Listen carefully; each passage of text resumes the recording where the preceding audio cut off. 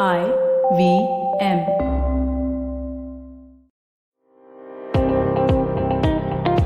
Welcome to All Things Policy, a daily podcast supported by Pragati, a flagship media initiative of the Takshashila Institution. We're a bunch of policy nerds based in Bengaluru, and we like to bring a fresh perspective to Indian affairs and an Indian perspective to global affairs.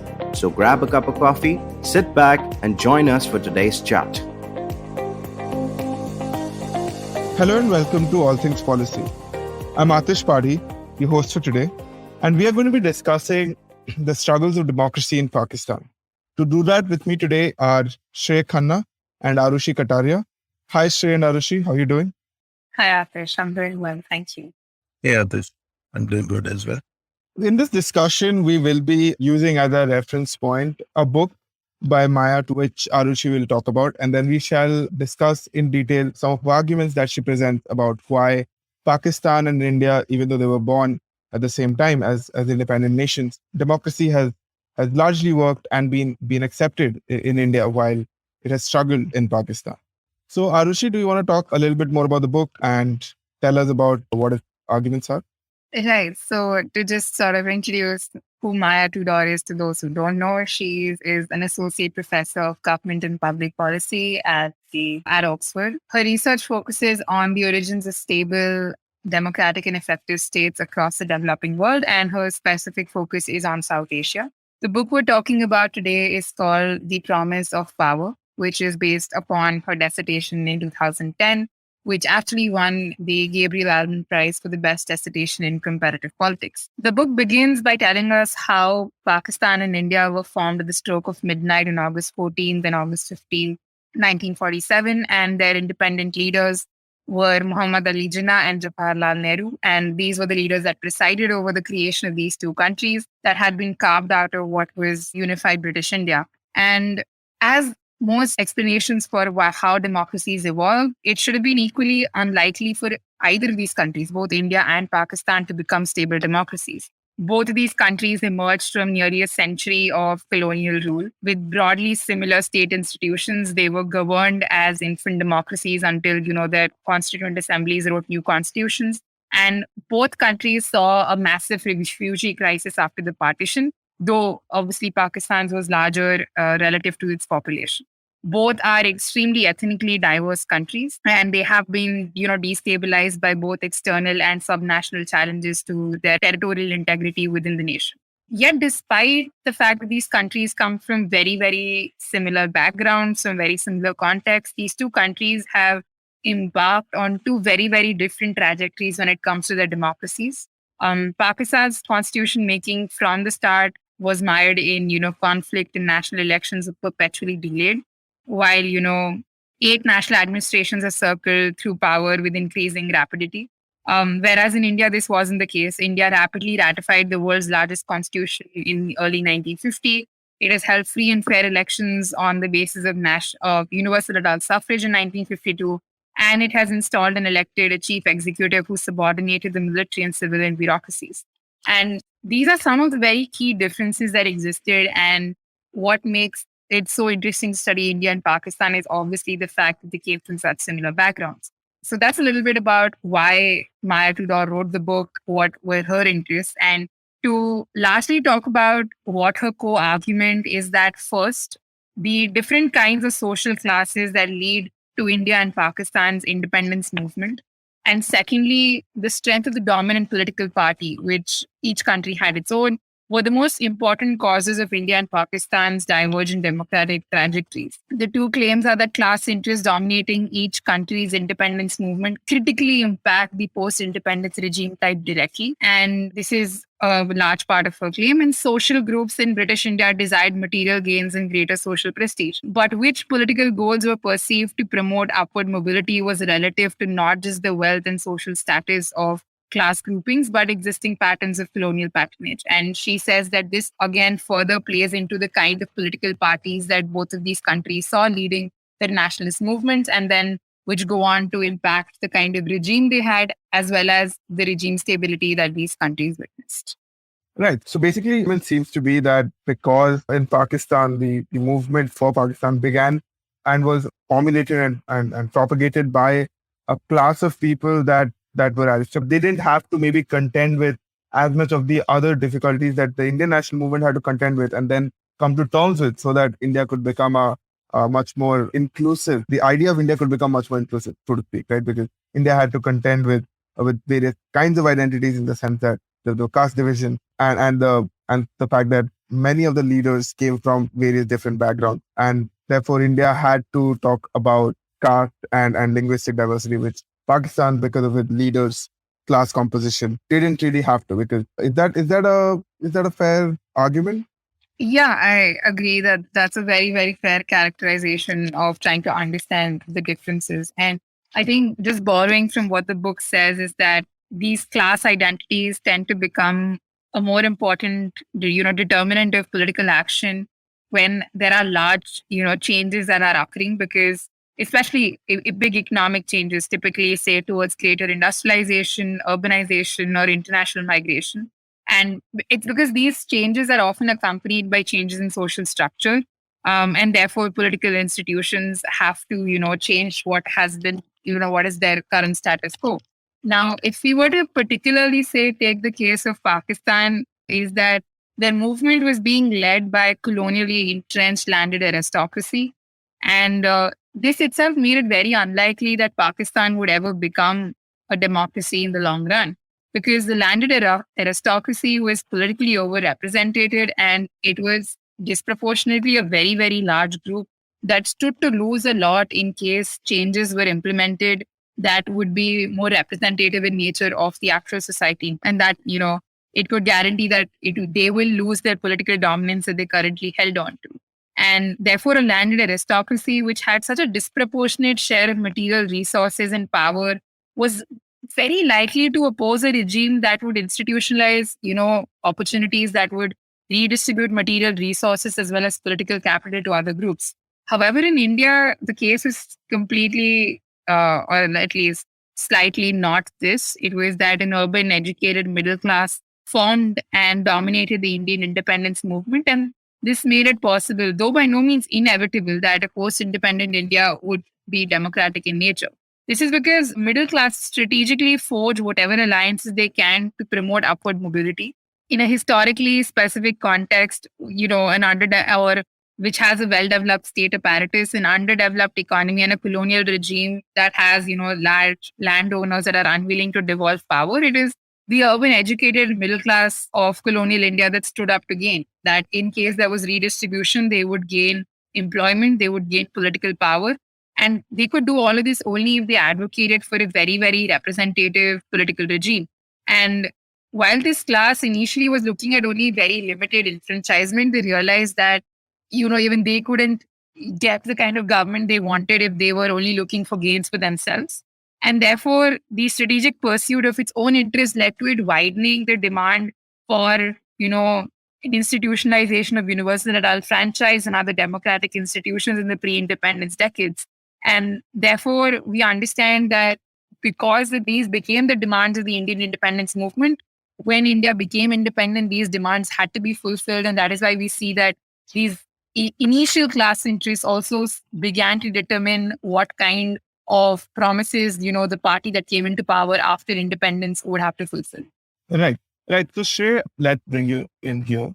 Okay, how much of what Aarushi said about the book, how much of it has to do with the fact that the founders of Pakistan were landed aristocracy versus in India it was the educated middle class? Because in effect, in both countries there were elites, right? They were not representative of the large majority of the country. So Right. whether that argument makes more sense than an argument that I want to make right now is that because the founding movement in Pakistan, that the idea of Pakistan was based entirely on religious identity. They didn't have to contend with every other issue. They didn't have to contend with economic reforms in the sense of land reforms to provide opportunities to people or any of the other challenges that India had to face because it was based around religion. What do you think? Yes, I agree. Look at the trajectory of Indian National Congress and All India Muslim League. Before the coming of Gandhi, they were both aristocratic parties. But what happened after Gandhi came into the picture and he kind of made Congress a mass movement. Membership of Congress was, given to masses for very petty amount. And this led to the, expansion of many Indians becoming part of the Congress and joining that nationalist discourse, as opposed to the Pakistan movement, which was led by aristocracy from start till the end. And importantly, the role of the Muslim middle classes at that time, it was pretty instrumental in providing them the, the mass support, because for the Muslim middle classes, the dangers of Hindu middle class, dominating India in post-independent scenario.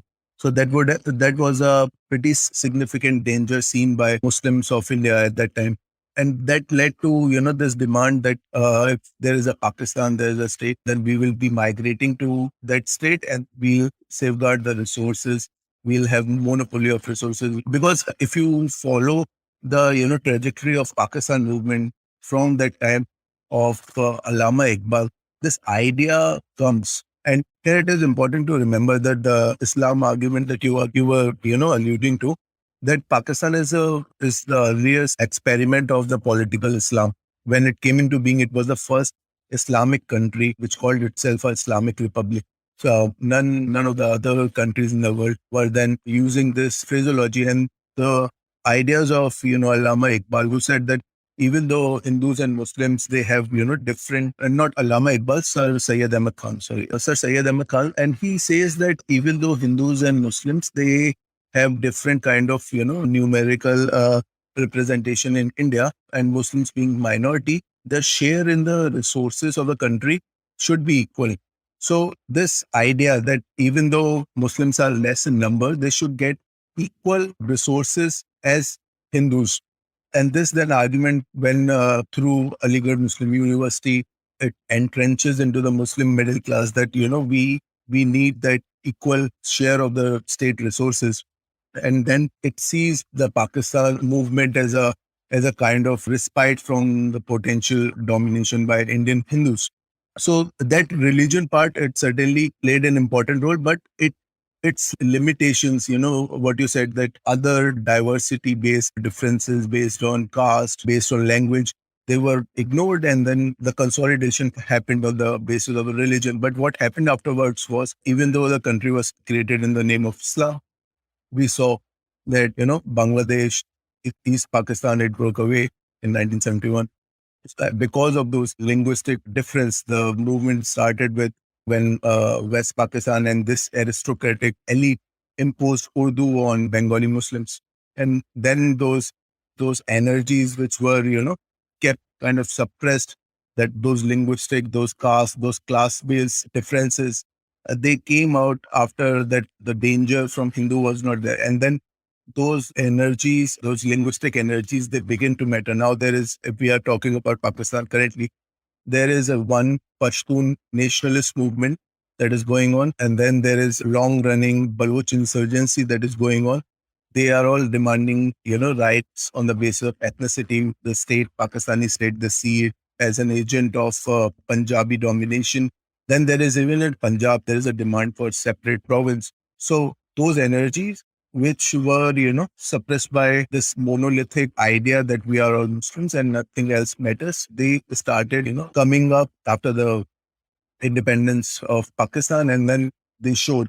And lastly, one more point is that in his study of how Indian army was kind of, foolproof by independent Indian leaders, Stephen Wilkins, he says that, the domination of the army in the domination of Punjabis in the army, it was a very significant phenomena at that time. And after partition, while most Punjabi Muslims, they were represented in Pakistani army, India did, India under Prime Minister Nehru, it took significant proofing measures, under which the recruitment from other areas, which were ignored by the British, the it were to be, increased, so as to make the Indian army kind of evenly spaced out among all ethnicity.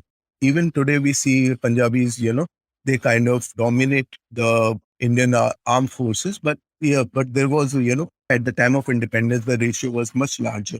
And as a result of that the colonial nature of, Pakistan that you see, the Punjabi domination, it also the kind of the elite convergence that happens, the Punjabi businessmen and Punjabi military officers, what is called Pakistani militablishment, they converge and then they exploit the resources. It is seen in Pakistan like that. So that is also, I think, one of the significant factor into taking Pakistan where it is now.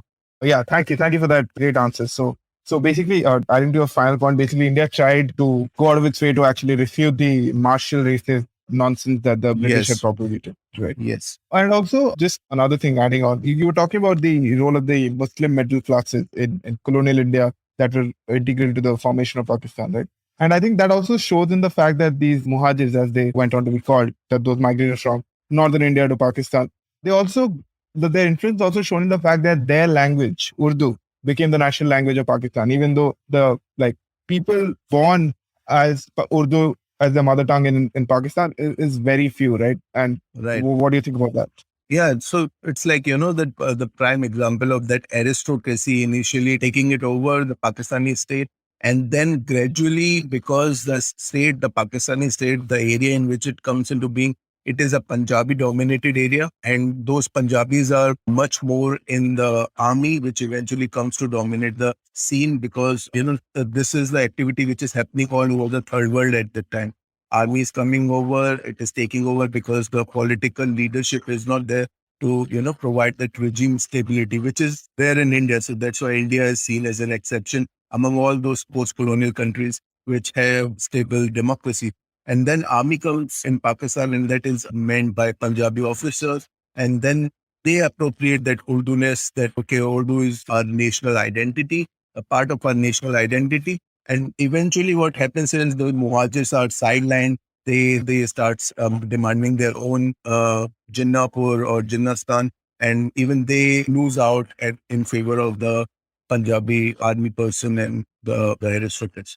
Right, right. So coming back to the book, Aarushi, so starting with the landed aristocracy argument that Tudor built, what does she relate to it after that? What is the next step in the book? Right. So I think the next step in the book is just exactly that the class interests that motivated, the people who were fighting for independence in these countries go on to also formulate the nationalist ideologies that, differ in the content in both of these countries. For instance, and the point is that the presence of this, programmatic content within this nationalist ideology that each of these countries had their own effects the country's likelihood to one become a democracy and then later the stability of that democracy itself. Now, and this is some sort of an organizational resource where if it exists, it could be utilized to resolve any conflicts that, emerged in the post-independence era. And this is what India saw, that there was a very large commitment to ensuring upward mobility. There was a commitment to equality. There was commitment to having free and fair elections. These were the demands that were put forward by the urban educated middle class. But Pakistani nationalism was not programmatic. It was defined almost wholly just in opposition to Congress, the Indian National Congress, and was characterized by neither clear principles nor practices that were associated with these principles. So there was no clear picture of what a post-independent Pakistan would look like and what would, the nationalist movement and the party do to achieve this.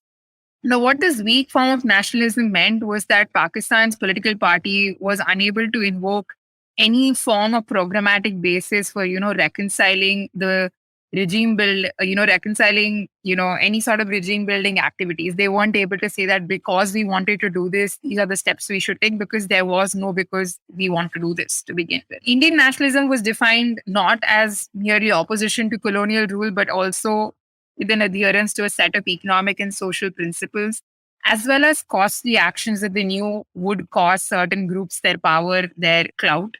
And associated with all of these actions were certain principles that, independent India was supposed to espouse.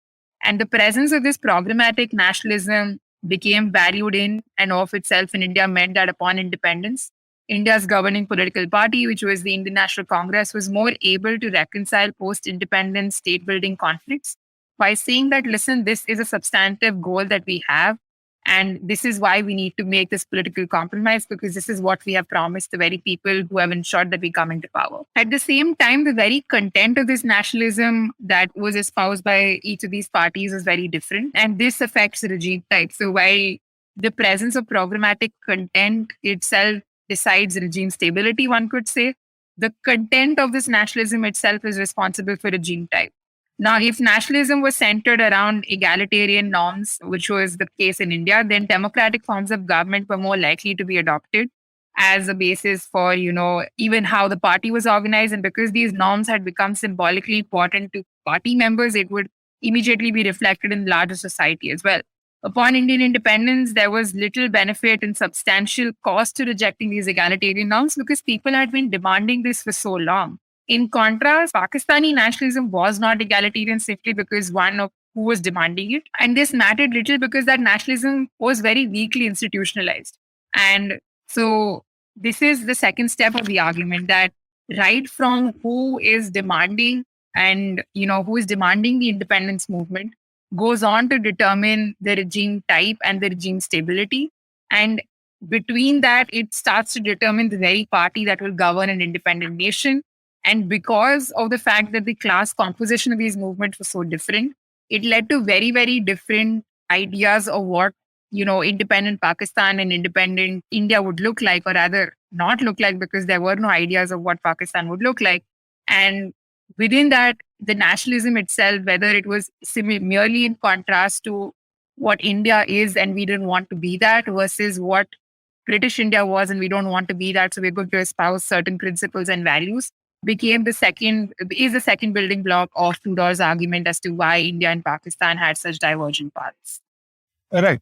Right. So Shrey, from what I get from what Aarushi said about the book, and like, so I have like a wild, again, thing that I want to float, and you can tell me if that makes sense in the context of everything I've discussed, is that maybe because of this lack of coherence in a political theory, so to speak, of what Pakistan should be, or an economic political vision, because of all the reasons that Aarushi laid out, was that why Pakistan felt it was so important for it to keep the Kashmir issue going, or like just begin with that, because its entire, reason for existence dependent on obviously being all Muslim majority states in India must become part of Pakistan.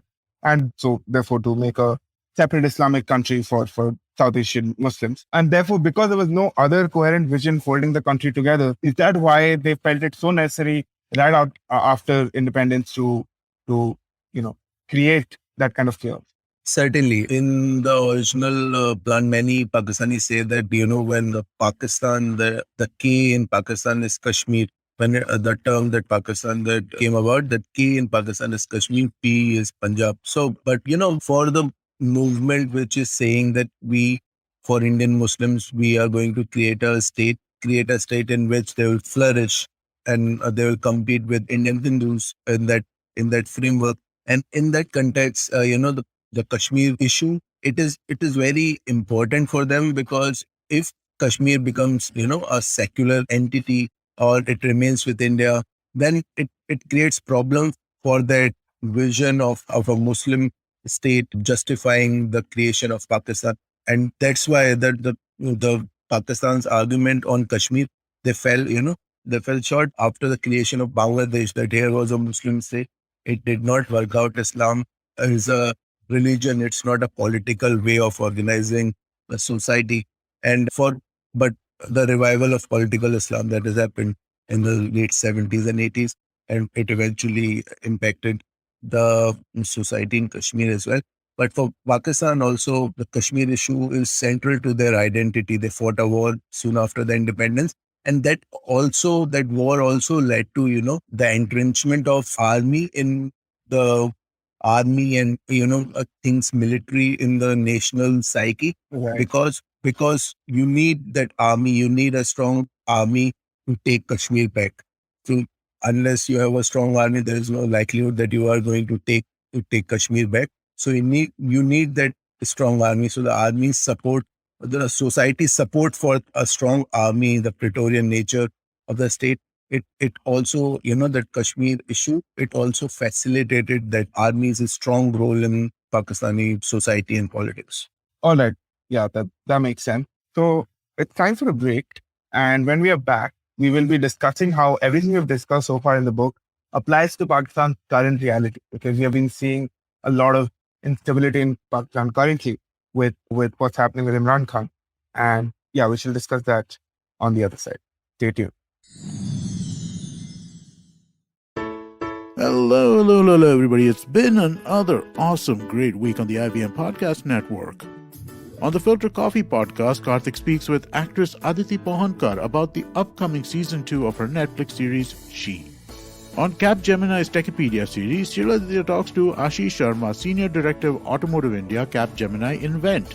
They discuss the role of electric vehicles in promoting sustainability. On All Things Policy, the Takshashila folk discuss the ongoing negotiations between Tehreek-e-Taliban Pakistan and the Pakistan Army.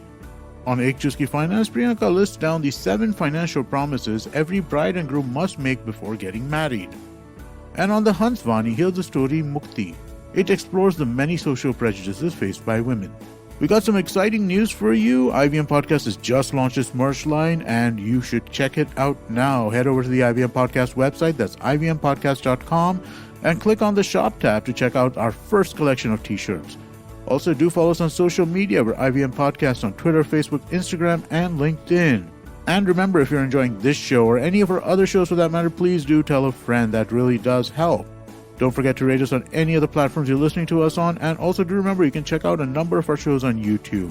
You can go to ivmpodcast.com/YouTube to get a list of the channels that we are keeping active. We also are doing a small listener survey. If you can go to ivmpodcast.com/survey to fill this out, it'll just take a few minutes and it really helps us out. And finally, we'd like to thank our sponsors this week, SBI Life Insurance, Apne Liye, Apno Ke Liye. Jupiter, a digital banking app. Capgemini, get the future you want. Intel vPro, built for business. And Intel, future but now wonderful with Intel-powered laptops. Welcome back. You're listening to All Things Policy. And in this episode, we have been discussing why the fate of democracy in India and Pakistan have been so radically different, despite the fact that both countries were born at the same moment. Right. So just following on from that, Shrey, of everything we've spoken about so far, how do you think this reflects in what is happening in Pakistan currently with the Imran Khan stuff that's going on, and yet another example of instability in Pakistan where an elected representative could not complete his full term, which hasn't happened in Pakistan so far, right? Not a single elected civilian leader has completed his full term as prime minister. So how are these playing out now? Yeah, so in 2018, Imran Khan came to power. It was a sort of hybrid arrangement in which the power was to be shared between the civilian leadership in the form of Imran Khan and the army supporting it as well. Previously, what happened was there was a decade of democracy from 2008 to 2018. There were two governments which came. And, while we say this, that no one prime minister has completed his term, those two parliament, because we are talking about parliamentary democracy, and those two parliament, they finished their tenure, first under PPP and then under PMLN. So that happened. But even in those governments, there were, frequent change of prime ministers. And then finally, an army was playing a hand after Musharraf's ouster. Army had to play its hand from behind. And after the shortlisted Imran Khan and, the elections were rigged in his favor, other parties, they did not get media coverage. There was blanket ban on it. There was fragmentation of existing political parties and into, supporting Imran Khan, that somehow Imran Khan should win, and he won subsequently. So there was a sort of a new kind of hybrid settlement which came up.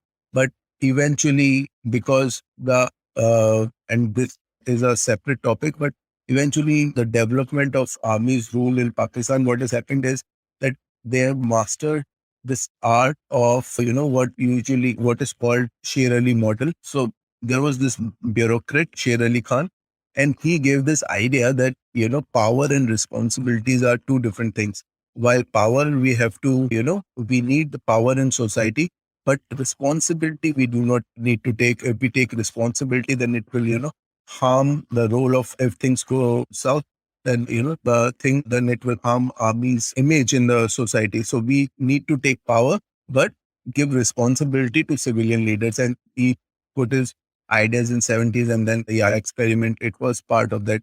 Eventually, what happened during this decade of democracy in 2008 to 2018, army was doing that similar thing, playing its hand from behind and letting the civilian government take all the responsibility for the actions. But on all the major decisions, power was in army's hand.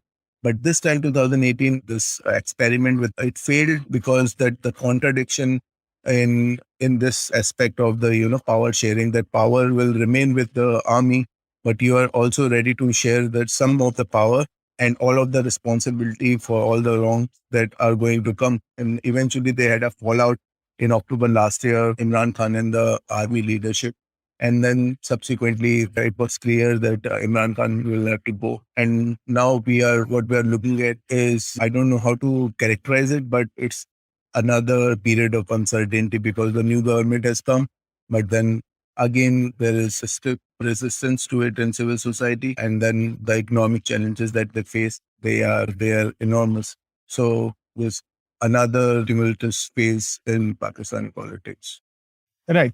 Right. So, Arushi, from what we have covered in the book so far, I just wanted to know if some of the other factors are also discussed, right? From top of my mind, it also occurs to me that probably because of the geography of Pakistan, it couldn't have helped it, nation building project, right? Because between the two wings of erstwhile Pakistan, East Pakistan, that's now Bangladesh, and Pakistan, West Pakistan, there was the huge landmass of India. So it couldn't have been easy for them to actually, build a common identity, address some of the challenges of linguistic and ethnic diversity. How much has Tudor talked about that in the book, and what is the importance that she places from that? So I think given the background and like Tudor being a political scientist, she has not talked a lot about the geography of Pakistan really being a key factor for, why it maybe has an unstable autocracy or why it never even evolved into a proper democracy. She does acknowledge that previously there have been discussions on, maybe the role of leaders, such as, the explicit emphasis placed on how Gandhi was as a leader or Nehru was as a leader versus Jinnah, and they being a reason for why these countries had completely different trajectories, or how both of these countries came from slightly different economic requisites for what, the general modernization theory that as the country becomes richer, it's going to become a democracy. But then we have to remember that both countries sort of came from similar backgrounds. Again, another fact is often said that, colonial inheritances play a role. And this is where I think, the previous point of the military being disproportionately large in comparison to the size of the population could come into play. And also the kind of bureaucracy that these countries inherited, and how one made a demonstrated effort to change the bureaucracy as it had been inherited versus a country that did not do that. Another is also the international influences of who was supporting India in its movement to a democracy versus who was not. The different kind of ethnic politics that play into India and Pakistan, which have been discussed by Shrey as well. And this idea of, this connection of Islam, this underscored connection of Islam being tied to more authoritarian rules, and a large part of this argument coming from the fact that women are given a very deferring socio-political position, in Islam. And lastly, and most importantly, is that we've always assumed that there is a primacy given to the political party. Yet, for Tudor, that is not the case. Therefore, Tudor's key critical argument is causal in nature, as I hinted at when we began, where for her, if you did not have the class composition of a part of, that was willing to make concessions, that was willing to cede political power, that was willing to allow redistribution, you probably wouldn't have the political parties that evolved in independent India. And if such parties didn't evolve, then maybe India also wouldn't have seen a stable democracy. So therefore, while Tudor acknowledges that previously these explanations have existed and they can in some part explain why differing trajectories were seen in India and Pakistan. According to her, still in a more comparative analysis perspective, maybe the class composition of the independence movement and its role in shaping the founding political party of independent India and Pakistan plays the most crucial role in determining which country became a democracy and which did not. Right, right. I think probably because, she's a political scientist and is more interested in structural reasons behind these two countries, maybe the argument about personalities themselves do not interest her that much, right? But to me, it appears that I think Ambedkar, for example, is very instrumental in the fact that very important in the fact that India has become a democracy, right? Because there's a long history of reform movements in India, not just Ambedkar, but also from various other people like Phule, but especially Ambedkar, that forced our leaders to ensure that the inherent hierarchies within Hinduism, which is a majority religion in India, had to be contended, right? And therefore, some of those structural inequalities, at least in the constitution, at least politically, would not be, entrenched like they did in Pakistan, as you said, because of the landed aristocracy. Because I mean, there's a very famous quote about during Ayub Khan's regime, how some of the Pakistani economists were saying how all of the wealth of Pakistan is concentrated within 20 families in the country, something ridiculous like that. That didn't happen in India because many of the existing hierarchies within Hinduism people had to take a deep look at it, and there were many reformists within the freedom struggle that understood that it was important for such hierarchies to be taken care of. So yeah, Shrey, what do you think about this argument of personalities themselves being important? Because again, adding on to what I've already said, maybe if Jinnah had also lived longer and Liaquat Ali Khan had not been assassinated, Pakistan might still have managed to be more stable. Yeah, people have importance in the course of history, no doubt about that. But as far as this issue is concerned, I'll side with Tudor, because you see, even the Congress, the organizational ability that she is talking about, after Nehru, what happens? There is a strong Congress party which is there, right, which takes it over. And if you follow the international media coverage at the time, they were not sure of India, remaining a democracy after Nehru. But it was the organizational strength of Congress party which gave another prime minister and then another after it. Compare this with Pakistan, that, Jinnah goes and then Liaquat Ali Khan is assassinated. And then there is nobody, because the primary consolidation behind which the Pakistan movement occurred was already done. The Pakistan was there and there was no other plan for it, our future plan for it. And there was no mass organization. So, that organizational ability, to me, the student of political science, it makes much more sense than the ability or the presence or absence of one individual.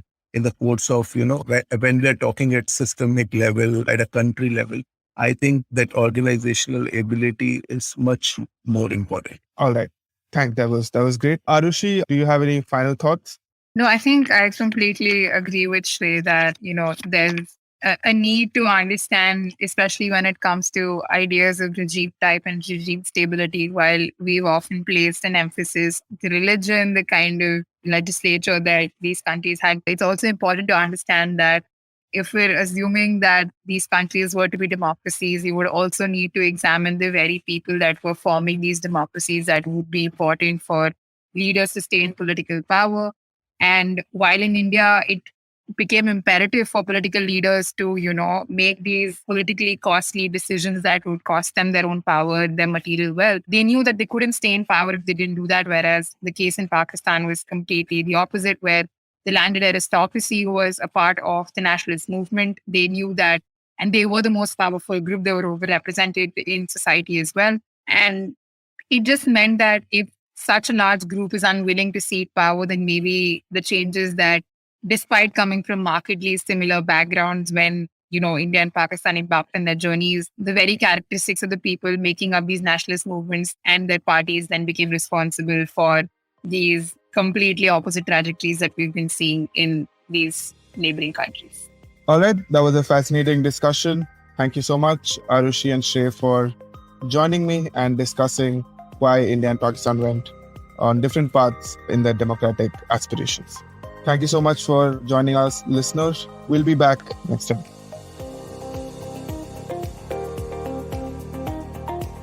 If you liked our show, don't forget to check out other interesting podcasts on the IVM network.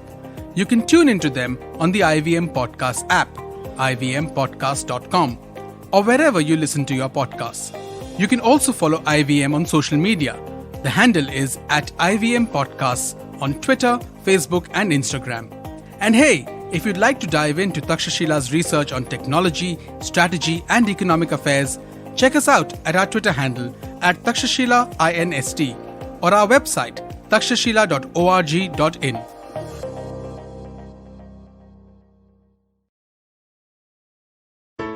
There's a quick survey to fill out on ivmpodcast.com/survey. It lets us know a little bit more about who's listening to us. And you know what? We're going to do a few prizes. So, we'll do a random drawing of maybe 10 people and we'll send you all some swag.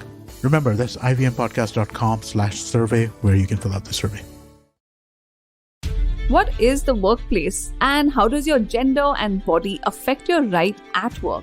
Hey, I'm Priya Mirza, and on the Longest Constitution podcast, we critically examine the vision of the Indian Constitution and laws. In season 1, we looked at sex, gender, sexuality in India, and the landmark judgments which transformed our rights as citizens in this country. In season 2, we discussed the laws which shape the workplace and examine how ability, competence, and merit impact us, and much more.